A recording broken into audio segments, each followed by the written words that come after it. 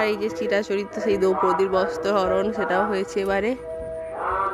এই যে এই দেখুন বস্ত্রহরণ, আর এই যে বস্ত্র, কৃষ্ণ বস্ত্র দান করছে তার বোনকে দ্রৌপদীকে।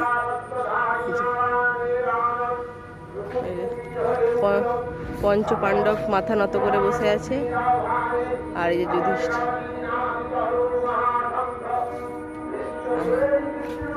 এটা হচ্ছে ভীষ্মের সরসজ্জা, এরা ভীষ্মের সরসজ্জা। আর এটা হচ্ছে পাতাল ভৈরবীর চমৎকার, একটা হয়েছে। তবে এবারে রাক্ষস টাক্ষস টাইপের কিছু হয়নি, বাচ্চাদের ভয় দেখানোর জন্য। হ্যাঁ ওই জঙ্গলটাই হয়েছে। হ্যাঁ।